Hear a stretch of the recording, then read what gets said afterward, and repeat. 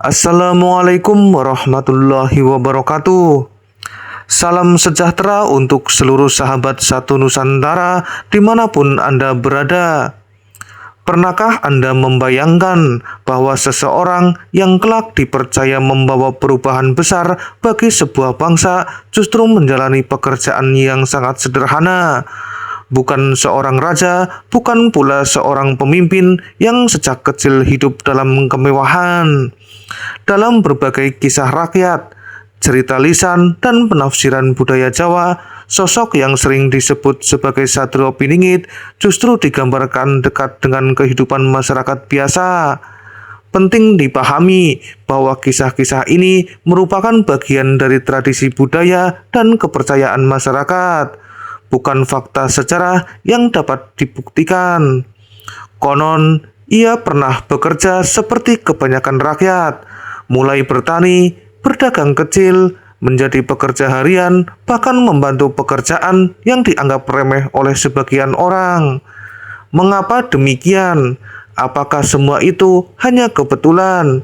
Ataukah justru pekerjaan sederhana itulah yang membentuk karakter seorang pemimpin sejati? Mari kita telusuri bersama. Dalam sejarah dunia, banyak pemimpin besar tidak lahir dari keluarga yang serba berkecukupan. Mereka mengenal rasa lapar, mereka mengetahui beratnya mencari nafkah, dan mereka memahami bagaimana sulitnya memenuhi kebutuhan keluarga. Karena itulah mereka mampu memahami penderitaan rakyat. Dalam berbagai kisah mengenai Satrio Piningit, muncul gambaran bahwa sebelum dipercaya memikul amanah besar, ia terlebih dahulu ditempa melalui kehidupan yang sederhana. Ia tidak dibentuk oleh kemewahan dan tidak dibesarkan dengan fasilitas yang lengkap. Justru kesederhanaan itulah yang melatih ketabahannya. Seseorang yang terbiasa hidup sederhana biasanya memiliki kemampuan menghargai setiap rupiah, setiap tetes keringat, dan setiap jerih payah orang lain. Itulah pondasi seorang kepemimpinan. Dalam berbagai cerita rakyat Jawa, pekerjaan yang paling sering dikaitkan secara simbolis dengan sosok Satrio Piningit adalah seorang petani. Mengapa petani? Karena petani mengajarkan kesabaran. Hari ini menanam, belum tentu besok panen. Kadang gagal, kadang juga berhasil, tetapi tetap bekerja. Petani tidak bisa memaksakan alam. Ia belajar menunggu waktu yang tepat. Sifat inilah yang dipercaya menjadi salah satu karakter seorang pemimpin besar. Ia tidak tergesa-gesa, tidak mudah marah, dan tidak mudah putus asa. Ia memahami bahwa segala sesuatu membutuhkan sebuah proses. Dalam kisah-kisah lisan lainnya, ada pula gambaran bahwa sosok ini pernah berdagang dalam skala kecil. Bukan pedagang kaya raya, melainkan pedagang yang hidup dari hasil jual beli sehari-hari. Mengapa pekerjaan ini penting? Karena perdagangan mengajarkan kejujuran. Sekali seseorang berbohong kepada pelanggan, kepercayaan pun akan hilang. Kejujuran adalah modal terbesar. Seorang pemimpin pun demikian juga. Rakyat akan mengikuti pemimpin yang dipercaya, bukan sekedar yang pandai berbicara. Ada pula cerita yang menggambarkan bahwa ia pernah menjadi pekerja kasar, mengangkat barang, membersihkan lingkungan, dan membantu pekerjaan orang lain. Semua itu dilakukan tanpa rasa malu. Pekerjaan seperti inilah yang melatih kerendahan hati. Orang yang pernah berada di bawah akan lebih menghargai mereka yang masih dalam tahap berjuang. Ia tidak akan mudah meremehkan orang lain. Kesederhanaan seringkali dianggap sebagai kelemahan, padahal justru disitulah ujian terbesar kita berada. Ketika seseorang hidup sederhana, ia akan menghadapi banyak godaan. Godaan iri hati, godaan ingin cepat kaya, dan godaan mengambil jalan pintas. Apabila mampu melewati semua itu dengan tetap menjaga kejujuran, maka karakternya akan semakin kuat.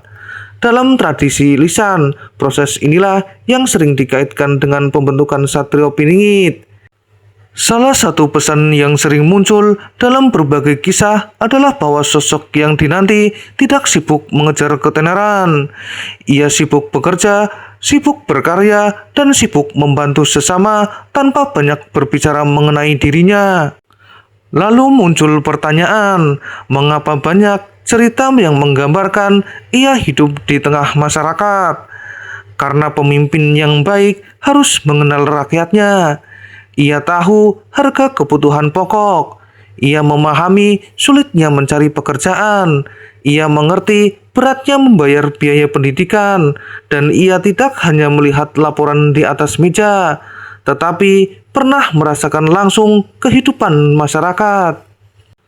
Orang yang terbiasa bekerja keras tidak mudah menyerah. Bangun pagi, pulang malam, tetap tersenyum dan tetap berusaha. Mental seperti inilah yang dipercaya menjadi bekal menghadapi ujian kehidupan yang lebih besar. Kesuksesan bukan datang karena keberuntungan semata, melainkan hasil dari disiplin yang bangun setiap hari. Terlepas dari benar atau tidaknya, kisah-kisah mengenai Satrio Piningit ada pelajaran yang sangat berharga. Jangan pernah malu memiliki pekerjaan sederhana. Tidak ada pekerjaan yang hina selama dilakukan dengan cara yang halal dan penuh tanggung jawab. Justru dari pekerjaan sederhana, seseorang dapat belajar menghargai waktu, menghargai orang lain, mengelola emosi, bersabar menghadapi kesulitan, dan bersyukur atas rezeki yang dimiliki. Nilai-nilai seperti inilah yang membentuk pribadi yang lebih kuat. Sahabat Satu Nusantara, kisah tentang pekerjaan sederhana Satrio Piningit merupakan bagian dari warisan cerita dan simbol budaya yang mengajarkan bahwa kebesaran seseorang tidak selalu tampak dari jabatan ataupun kekayaan yang dimilikinya. Dalam banyak tradisi lisan, kesederhanaan dipandang sebagai proses pembentukan karakter sebelum seseorang memikul tanggung jawab yang lebih besar. Pesan yang dapat kita ambil adalah bahwa setiap pekerjaan yang dilakukan dengan jujur dan penuh tanggung jawab memiliki nilai yang sangat mulia. Seorang petani, pedagang kecil, buruh, pengemudi, guru, maupun profesi lainnya sama-sama dapat menjadi jalan membangun kejujuran, ketekunan, dan kepedulian terhadap sesama. Bagaimana menurut pendapat Anda? Apakah pemimpin yang baik memang seharusnya pernah merasakan kehidupan rakyat biasa, ataukah pengalaman hidup sederhana bukan satu-satunya ukuran kepemimpinan? Tulis pendapat Anda di kolom komentar. Mari berdiskusi dengan saling menghormati perbedaan pandangan. Jangan lupa tekan tombol like, subscribe, dan aktifkan lonceng notifikasi agar tidak ketinggalan konten-konten terbaru dari Satu Nusantara. Terima kasih telah menyaksikan video ini. Wassalamualaikum warahmatullahi wabarakatuh.